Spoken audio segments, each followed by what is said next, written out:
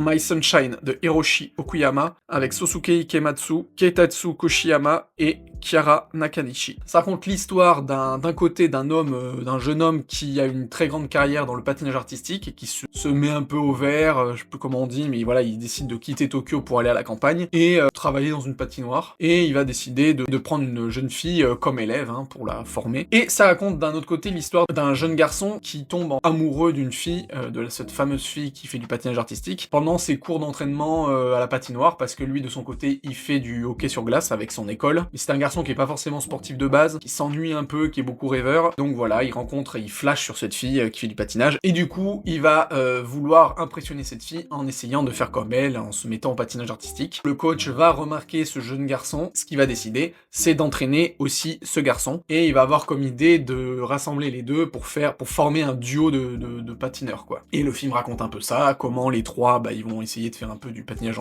artistique ensemble. Et voilà, vraiment déçu du film, je ne comprends pas qu'il ait d'aussi bonnes notes, vraiment, je l'ai pas du tout apprécié.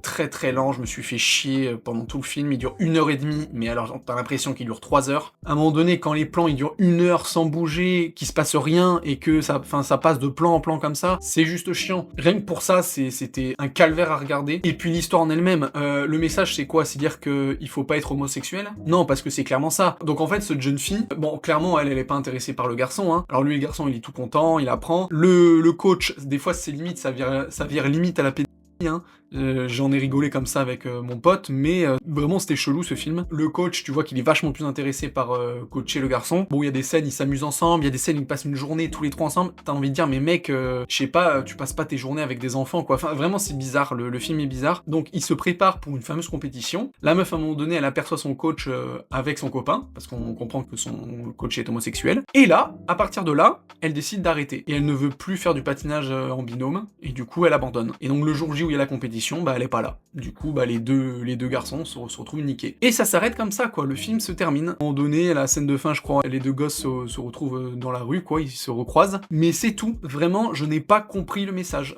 Cette gamine... Alors, on comprend plus ou moins qu'elle aurait voulu être une patineuse artistique solo. Mais je veux dire, pendant tout le film, ça a l'air de pas trop la déranger, d'être en binôme. Et c'est vraiment après la scène où elle voit que son coach est homosexuel que... Et à un moment donné, elle le remarque. Elle lui dit, en fait, vous préférez coacher le garçon. Mais elle dit, vous préférez le coacher que moi. Donc, je sais pas, soit il y a un mélange d'homophobie et de jalousie qui fait qu'elle arrête soudainement. C'est pas explicite, donc non, vraiment, l'histoire, je ne l'ai pas compris, je l'ai pas trouvée intéressante, et juste le film beaucoup trop lent, donc ça fait beaucoup trop de critères qui font que le film est complètement oubliable et pas du tout recommandable.